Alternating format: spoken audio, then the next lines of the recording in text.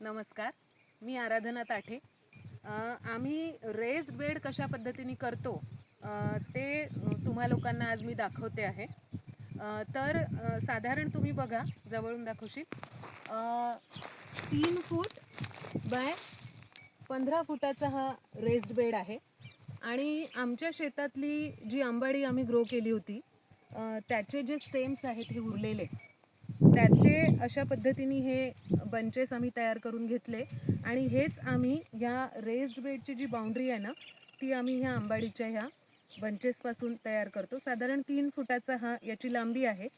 तर या बाजूला 2 दाखवशील खाली, म्हणजे ह्या दोन्ही बाजूला 2-2 आणि ही जी लांब आडवी बाजू आहे त्याला साधारण 6 बंचेस वरती आणि 6 बंचेस खाली, म्हणजे 12 इथे 12 इथे झाले 24, इथे 2 25 26, तिथे 2 27 28, म्हणजे एका बेडला आम्हाला असे 28 बंचेस लागतात।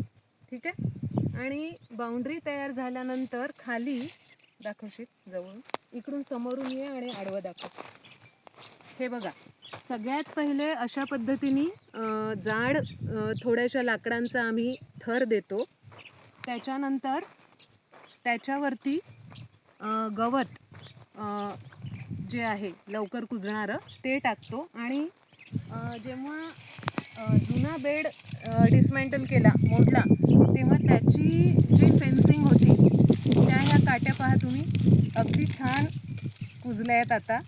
तर ह्यासुद्धा आम्ही आता याच्यावरती माती घालायच्या आधी ह्या सगळ्या काड्या पण आम्ही याच्यावरती सगळ्या घालणार आहे।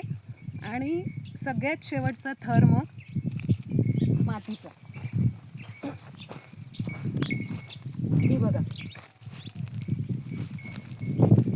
पावसानंतर 2 बेडच्या मधात पण जी माती जमा होते ती पण आम्ही ओढून घेतो। काही आम्ही जलसंधारणासाठी जे चर खणले आहेत शेतामध्ये त्याच्यातली पण गाळाची माती आम्ही काढून घेतली आहे। तर ती सगळी माती आता शेवटचा लेअर याच्यावरती येईल आणि मग हा फायनल बेड तयार होईल। आणि टोटल आमच्या व्हेजिटेबल प्लॉटमध्ये असं दाखवशील सर्व, या बाजूला 15 रेस बेड्स आहेत आणि या बाजूला 15 रेस बेड्स आहेत। पण पूर्ण बेड मी उकळणार नाही आहे। मला ॲक्च्युली भट काकांनी हे सजेशन दिलं होतं की एका वर्षी 8-10च बेड रिपेअर करा, पण सशक्त करा, चांगले करा। तर या बाजूचे 5 आणि या बाजूचे 5 एवढेच यावर्षी रिपेअर करायला घेऊ आणि मोस्ट प्रोबेबली मटेरियल पुरेल असं वाटतं आहे। आणि आणखी एक गोष्ट, या रेस बेडसाठी आम्ही जेही काही वापरतो ते आमच्या शेतातलंच वापरतो, इकडून तिकडून आणून काहीही घालत नाही। तर खूप जणांची मागणी होती की रेस्ड बेडचा व्हिडिओ टाका, म्हणून आज हा व्हिडिओ तुम्हा सगळ्यांच्या माहितीसाठी टाकलेला आहे। तुमच्या देखील शेतात अवश्य रेस्ड बेड करून पहा, माझा हा अनुभव आहे।